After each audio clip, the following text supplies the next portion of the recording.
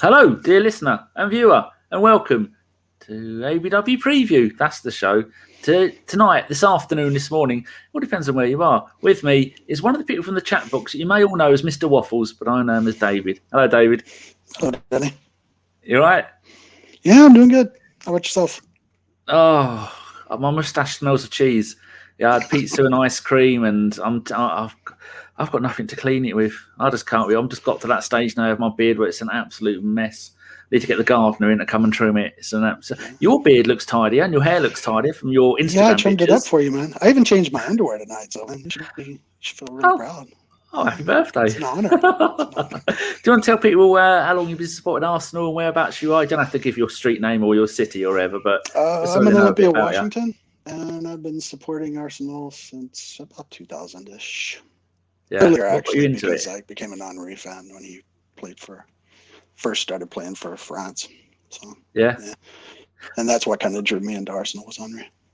There was somebody else. I think it was Dorkley. She's Canadian, and I was talking to her once, and she said the reason she got into Arsenal, I'm sure she said it was Henry as well. And she went, "Oh, I like the way he plays." And then, what clubs he play for? He plays for Arsenal. Oh, that would do me. I'll support Arsenal. Yeah. There must be lots of people that they found their way to Arsenal that way. But I've been a soccer fan since that's what I grew up playing. So I've loved it my whole life. Because I was an Inter fan before I was an Arsenal fan, actually. Oh, that's my team. Inter Milan going to win the league this season. Oh, great times. Yeah, it is good times. So are you a Timbers or a Seattle fan? Neither. I don't know. I know it's snooty of me, but it's hard to watch, man. Especially to watch Premier League and the European leagues, it's just difficult to watch for me. It seems amateurish. I know that's snooty, but I'm okay with that. But Portland have got that dark green home kit that reminds me of the NASL days. Oh, what a kit that is. Yeah. Well, I used to be a Texas Tornadoes fan way back in the USL days when it was really bad. But, I actually saw Pele play him once. Oh. Back in the old Cotton Bowl down in Dallas, because that's where I grew up. Yeah. So you moved from somewhere nice and warm to somewhere it never stops raining? Pretty much, yeah. I've been migrating northwest my whole life, so, yeah. If anybody out there lives in Australia, I'd move to Texas as well. I want to give me a house to live in. Let me know. I'm coming because I've had enough of the cold and the wet. I haven't seen sunshine since August. That's how bad it is in this country. Yeah. Horrendous. Anyway, that's enough waffle about Mr. Waffle. Let's get into a few bits of information about the game. If you've got anything to say, David, as we're going along, just shout because I can't see you because I'm looking at my screen. So it's the preview game for West Ham v Arsenal. Well, the first 20 minutes of this, I had it down as Arsenal West Ham, so I had to delete it all and start again. So it's on Sunday. It's on at 3 p.m. Where can you hear the game or see the game? I hear nobody asking. Well, in the UK and Ireland, still on Sky Sports. Australia, Optus Sport. New Zealand, Spark Sport. Canada, DAZN. And in the US of A, it's on Peacock. What's Peacock, David? It's NBC's streaming service. Oh, so it was NBC for the last game, and then I deleted that and put Peacock because this site said it, but they're both the same thing. Yeah, it's their competitor for Netflix and Prime and all of that. Ugh, they all have them. Lovely. Nobody could be bothered to let me know their listeners' country, people. You need to let me know, and you need to remind me. So this week's mystery country is Nicaragua. You got it on Sky HD. Those scumbags Sky have got their fingers in every bloody pot. Right, head-to-head, all competitions, played 143 times. We've won 69, drawn 39 and lost 35. And I thought, how have they beaten us 35 times? Then I went and found the Premier League head-to-head, played 49. We've won 32. We've drawn 9 and they've won 8 of them. That sounds a little bit more realistic, doesn't it? Because West Ham are just shit. Yeah, they're typically a mid-table team. We usually have their number. See, this says played 49, so that means this would be game 50. That's 25 seasons. Has there been 25 seasons of the Premier League? When was the first one? They must have gone back to the old 92, 93. How many years? Yeah, they've got to include some of the old first division because they haven't been in the top Premier League for 25 seasons. That's nonsense. Delete that. Forget about it. Move on. Right. Our last 3 away games at West Ham, David, if you remember any of these, shout. Last season, the 9th of December 2019, we won 3-1, 1-0 down at half-time, 1-0 down at 38 minutes, and then I didn't remember this game, but I think Lundberg was in charge, and it said 3 goals in 9 minutes. Martinelli 60, Pepe 66, Aubameyang 69. I remember nothing from that game. Do you remember anything? I thought it was Freddie's first win, but I could be completely wrong. My memory is not as good as it used to be. It's about as good as yours. Yeah, you've got an excuse living up there. It's legal there. It's not legal here. If it was, I'd be away with the fairies at the moment. Yeah. Dear, oh dear. So I think I don't think Freddie was manager for maybe 6 games, and he had 1 win or 2 wins. Yeah, so I don't remember that game at all. And then the season before that, 12th of January 2019, we lost 1-0 to a Declan Rice goal just after half time. I don't remember that, do you? I remember that goal. It pissed me off. Oh, yeah. Tell us. What happened in it? Oh, you do or you don't remember? I do, yeah. I do remember that goal. I don't remember the whole game, but I remember that goal. It made me... good. No, I remember absolutely nothing about it. And the one season before that was 13th of December 2017. We drew 0-0. And I looked at that starting 11. 8 of them are no longer at the club. But again, that is nearly 3 years, just over 3 years ago. Is that be right? 18? I can't count. I don't know how many years ago that was. But interestingly, apparently, that was Jack Wilshere's first league start after being out for 18 months. Remember the days we used to have players that were out for a year at a time? I don't think we've got anything anywhere close. We'll see later on when we come to injuries, but I don't remember that game either, which is terrible. I was thinking I don't remember any games about anything. I barely remember any of the games that you've played this season. Do you have that problem? Yeah. Unless somebody triggers a memory, then the dominoes will topple. But yeah, for the most part, I don't remember individual games. People who do that are like, "Oh, I remember that goal he scored in 1998," and it's like, I don't. I don't remember what I ate for breakfast this morning. I remember transfers, and I remember when I've bought my cars and what cars they were. But when it comes to individual games, some on the pod, they may remember games going back years and every detail about them, and it's almost freaky. Anyway, one game we won't remember, our first ever game against West Ham, 13th of January 1906. We drew 1-1 in the FA Cup, then beat them 3-2 in the replay. So if anybody remembers that game, tweet us and we'll give you a hello, because that means you are going to be at least 115 years old. That's if you were born on that day.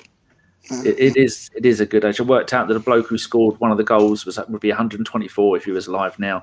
So I doubt very much that he is. Bless him. Current form, we were talking about this before we started. Current form and league position. West Ham are 5th with 48 points, and we're 10th with 41 points. There is not 2 or 3 games in a row, and we could be top 5, top 6. Do you hold out much luck for that chance? I mean, we certainly have the ability. Will we? It's Arsenal. It depends on which team shows up, right? We absolutely have the ability. We have the players. We have the talent to do it. We even have the system. It's just a matter of putting it all together. Yeah, it does seem that's a bit of an odd thing this season. That I don't think people can deny that we're scoring some magnificent goals, but we're just so sloppy. And I think some of the time it's would you say it's Arteta asking them to do stuff they're just not capable of doing? I mean, that's what I think, but I don't. It's hard to say because I honestly think it's I think there's enough blame to go around. I think that Arteta doesn't always get it right. He's not, especially his in-game management. I just think his subs need a lot of work. But I think there's that sometimes the players just don't do what they need to do, and they don't have the passion of that they need to have in order to be able to execute on what Arteta's asking them to do. So, who knows? There's enough blame to go around. I don't think it's any one problem. I still think we've got some way to go. Anyway, looking at our last 6 away Premier League games, it's not too bad. We won 3, drawn 1, lost 2, scored 12 goals in those 6 games, and we conceded 1. We conceded 6. No, 6. So that means on average, our last 6 away games has been 2-1. We scored 2 and conceded 1, but we've still managed to lose 2 of them, and we've had 1 clean sheet. I think that was when we beat West Brom.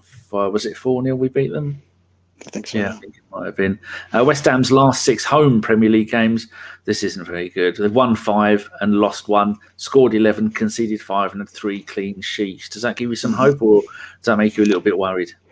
Well, it's a little bit of both. They're obviously not scoring a whole lot of goals, but they seem to be pretty solid defensively, which is always difficult for us to break down teams, especially if Moyes parks the bus. So it'll be interesting to see how it plays out because it could be a very high scoring game. Yeah, I think we'll beat them though. That's just my opinion. yeah. I think it's going to be an interesting game. It definitely won't be a 0-0. Looking at West Ham's top scorers, all competitions, Thomas Souček, 8 goals in 31 games from defensive midfield. That's crazy. So he's going to need to do a lot more defending than attacking tomorrow. Then it's Michael Michal Antonio. I've heard of him. Plays for England. Forward, he's got 7 in 20, and Jared Bowen, right wing, has got 5 in 30. So there's no one there that we should be overly worried about because Souček isn't going to be able to leave central midfield, is he? Because if he does, our quick players are going to turn all of them inside out and get down and get crosses in. Absolutely, yeah, agreed. Everybody's saying that we should buy Souček. I see that all over Reddit and all over the interwebs that people think we should buy him. I've not seen enough of him to form an opinion, but from what everybody says, he's pretty quick player, pretty decisive. So we'll see, I guess. But yeah, I don't know that he'll be able to get out of midfield especially if we're playing Saka or Pepe and those guys. They'll keep him pinned back. Yeah, I thought he was a striker until this week. That's how much notice I've taken of it. But then there is a bloke they sold to Ajax who I was getting him mixed up with, the big bloke who played up front, who is actually there. I think he was their third top goal scorer, but he's gone, so it doesn't count. Right. West Ham's assists. Aaron Cresswell, left back with 7 assists. Said Benrahma, left wing with 5 assists. And Andrei Yarmolenko and Jared Bowen, both on the right wing with 4 assists each. Looking at those two, you've got Cresswell and Benrahma both on the left side with 12 assists between them. So that means they'll be running down our right side, and that's going to be it's going to be Saka, and hopefully we'll see we can say a little bit about our lineups. We've both gone for Soares at right back because I think if Bellerin had all of that to deal with, I think he'd struggle, didn't you? Yeah, he lost a step and he just has trouble getting back sometimes, and it's unfortunate because I really like Bellerin, but you're right, he would have a problem with that left side. All right. We shall talk a little bit about our lineups in a minute. And one final bit of information: Lukasz Fabianski has 9 clean sheets in 26 Premier League games, and in those games he's let in 30 goals. So he's letting in about 1 goal a game. He's still I think he's 33, 34, possibly 35. Still a decent keeper, isn't he? He is. I always liked Lukasz Fabianski, or Lukasz, however you pronounce his name. I never did get it right. But I always had a soft spot for him, even after he left. I always silently rooted for him. So. Yeah, he spent four years at Swansea, joined West Ham on a free transfer a few years ago. And I think many times this season, he's been the one that saved them, but I'm not worried about a single player they've got. I think, what's his name? Antonio's a decent player, but he's regularly, he's only played 20 games this season, but no one in that team worries me. No, me either. Maybe Mark Noble. Worried they'll kill her on the pitch from old age. Yes. Yeah, he's not playing as much. I like Declan Rice, but I'm surprised Declan Rice hasn't got more assists, or he may have a few goals, but I didn't see what he had. But he's probably their best player, isn't he? I don't know that much about him. Like I said, I don't watch West Ham a lot, but yeah, he seems it's either him or Souček that people talk about the most. So yeah, it'll be interesting to see if anyone steps forward. I think Rice is he left Chelsea and then signed for West Ham, and now Chelsea want him back. So I think if he does well, they did want him back under Lampard, but under Tommy Tickles, I'm not sure they want him back because they've got so many decent ball holding central midfielders. I don't think they need him. Right, let's do injuries and suspensions. Again, we've almost got none. It did say Saka and Willian, but Charles Watts was doing his live show today on YouTube, and Charles Watts said no, Saka's been declared fit, and Willian has got I've put William again. Willian has got a late fitness test. Do you hope that he fails fails that little fitness test, or do you? I don't blame Willian for Arteta picking him all the time. I blame Mikel Arteta. It's not his fault. But yeah, I don't know. Yeah, I would probably leave him out. I don't know that I want him to be injured, but I don't necessarily want him in the team.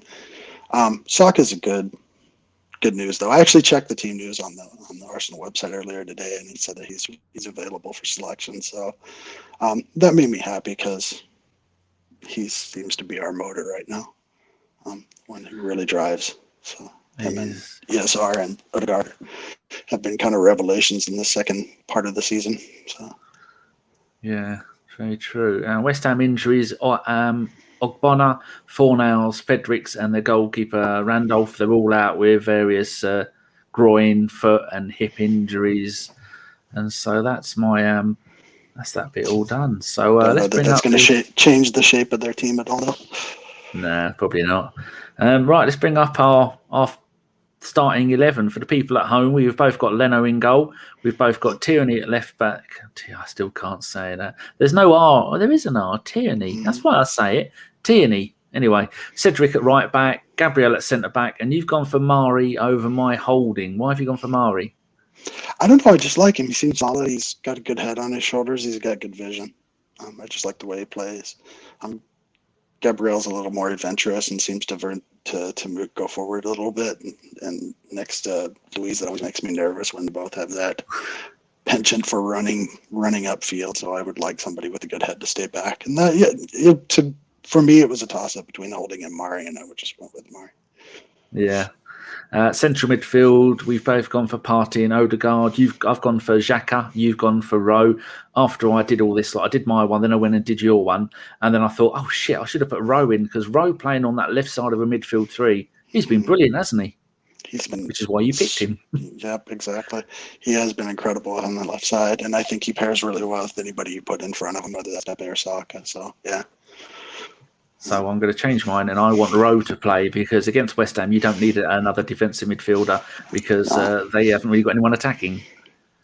No. Yeah, like we discussed earlier, I just don't think they have a lot going forward. So that's why I chose a very offensive team. Obviously, this lineup would have to defend from the front a little more, but yeah. And then talking about the attackers, we've both got Saka on the right, Pepe on the left, although he wasn't very good against Olympiacos, and I've got Aubameyang up front. Keep the faith. You've gone for Martinelli. Is that more wishful thinking than predictability? Yeah, it's not a prediction at all. It's absolutely wishful thinking. It's me being obstinate, because I just don't think Aubameyang or Lacazette have been good enough lately. Neither of them have. Lacazette brings a lot more than Aubameyang does, but Alb's in a bad place right now, and I think he just needs to take a rest and get his head back on his shoulders. Because he's an incredible talent. He's such a great striker, but right now he's just out of sorts with the stuff going on with his mom and everything else going on with being late. I just think he needs to take a break and get his head on his shoulders. He's definitely in some kind of funk, and I don't think dropping him and fining him for being late, and then his performance against Olympiacos was, you look at him, you're going, well, what are you doing? It seems to be, unless you can play to his strengths, he's not going to do it. Whereas Lacazette, like you were saying, Lacazette is more versatile. He'll do more things. He'll drop back, let other people get up front. So who do you think he'll go with, though? I have a feeling he's going to go with Lacazette. It's just, I could be absolutely wrong, but I have a feeling that's who he's going to go with. Right. So, okay, what's your thought? You were talking a little bit about, before the show started, about your thoughts on Arteta. So, yeah. So, how do you feel about him, and how we are, and trusting the process and all that stuff? I guess I'll preface it by saying I would love to see Arteta succeed. Like I said, I like him as a player. I might like him as a person. I actually like his attitude, and I like his interviews. I like the way he interviews. He's pretty straightforward. There's not a lot of BS in his interviews. I just think that tactically and his in-game management, there's a lot to learn there. I think he has a long way to go, and I think if we stick with him, which it looks like we're going to do, it's obviously not my decision. I have zero input as to what happens to him. None of us do, but the only person that matters is, I guess, his silent stand. But yeah, I hope, it seems like they're going to continue with this experiment, and I think that we all just need to take a step back and be patient with him. This Arteta out stuff, and I mean, I'm not saying don't express yourself. I know people are frustrated and they want to air that out and on podcasts and in chat rooms and all of that. I get it, but at the same time, I try to take a little bit more of a pragmatic approach with, it looks like they're going to continue with him, so may as well support him. May as well be patient and see what he's going to do. I hope he figures it out. I really hope he goes on to become a legendary manager for us, because like I said, I like him. Yeah, so I've got this thing. I agree with what you were saying, but this league table since Boxing Day, which is after we got, I think it was Man City smashed us just before Christmas. So you look at the league table here, people at home and on the toilet and in the bus and swimming. So we're fourth in the league table since Boxing Day. And we've got a game in hand on Leicester above us, 2 on Man United, 2 above us, and 3 on Man City, who are top. And we're only 2 points behind Leicester. And we've won 8, drawn 3, lost 3, scored 25, conceded 11, which is the second best defence since then. And I'm not just picking a date to make us look good. I really do think that there's been a turn in Arteta and the players since we knew that some of those, the rotten eggs, the Bundesliga bastards were almost definitely being shown the door. I think that's been a turning point for Arsenal. And looking at that league table, does that league table with us in 4th place give you any kind of confidence in him and trusting the process? Yeah. My inclination is to look at the stumbles. The teams that we should have beaten didn't. Don't. I know, right? So I try to step back and take a broader look at it. But, in the moment, you're like, what the hell? Why are we losing to these people? Why can't we beat Olympiacos at home in the second leg of the Europa League? But, yeah, I mean, that looking at the table since Christmas, that gives you a little bit of hope, doesn't it?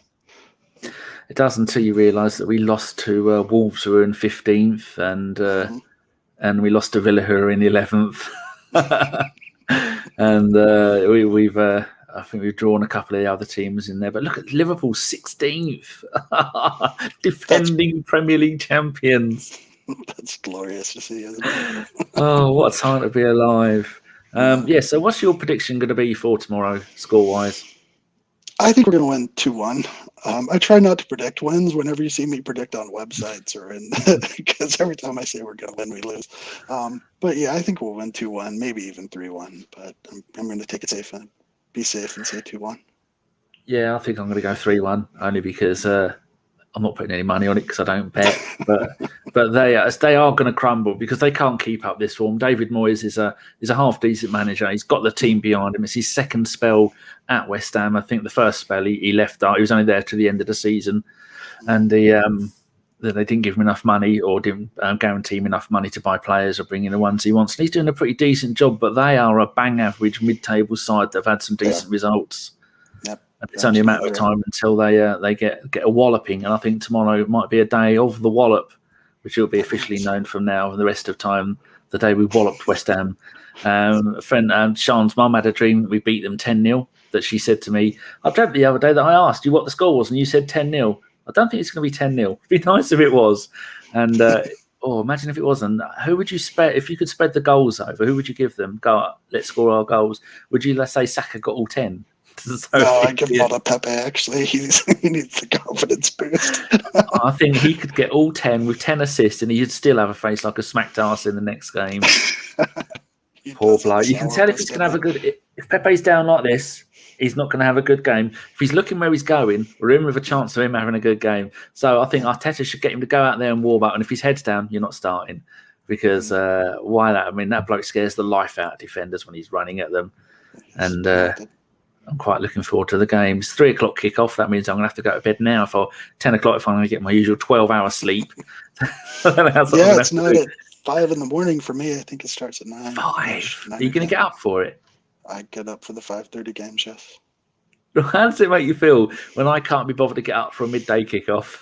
That's to each his own, man. So if people want to find you I think you were the 4th person I ever followed on Twitter all those years ago because we knew each other from the online Arsenal forum that I got banned from. Do you still post? Mm-hmm.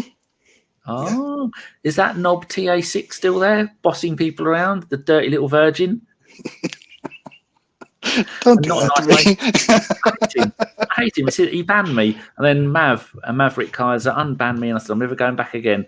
But I still speak to Tone and Fabster and that lot. So you're still on there. God, I went back and had a look at. Someone told me, it might have been you, said go and have a look at the award of the decade. I got the post of the decade for that GFP Hot or Not. I just put pictures of me naked in there. That's one of the funniest things I've ever seen to this day. And that's because there was a woman on there called Sosh from Sweden, and someone put on there Sosh hot or not. So I decided to try and take the heat off her. And over a decade later, and it's still talked about. Talk about it, I'm an enigma because I went. So yeah. So feel free to share this with on there, and if TA6 is watching, you're a knob. But Dave, that's not the opinions of David or Bergkamp Wonderland in case he wants to sue us, which I doubt he does. So yeah, where can they find you on the Twitters if you want them to find you, or do you want to remain anonymous? I'm not on any of the social medias. I'm on Twitter. It's Where's My Waffle at Where's My Waffle. If you want to send a DM, I'll check it next Thursday, I think. Is when I have it penciled in. I'm on Facebook if you want to find me. But yeah, I'm not a big social media guy. So yeah. Okay. Well, how have you enjoyed your first ever first podcast, I suppose? Have you done a podcast before? No, this is my first one. It was pretty fun. Oh, yeah, good. Yeah. Might get you back for another one sometime. Absolutely. Right, there you go. So that's been 26 minutes, a 15-minute show that's gone 11 minutes over. There you go. That's what ABW is all about. Right, people, thank you very much for watching. If you've liked it, give it a thumbs up. If you haven't liked it, still give it a thumbs up. And we're back to 7,000 subscribers, which is good because you scumbags unfollowed, unliked, unsubscribed. And we went down to 6,000. So I think we're the only podcast to have hit 7,000 subscribers 3 times in the space of a year. Fantastic. Right, we will see you after the game tomorrow. I've asked my lot who's free. As usual, the useless scumbags, none of them have said they're free. There's 12 of them. 12 of them, and none of them are free, which is why there was no show in midweek. So I'm going to blame scumbags. I'm going to blame the pirate if he's off doing something. No, he's back on Twitter. Bless him. Right, I'm waffling now to Mr. Waffles. Thank you very much for joining me tonight. Have a good one. And we will see you later. Goodbye.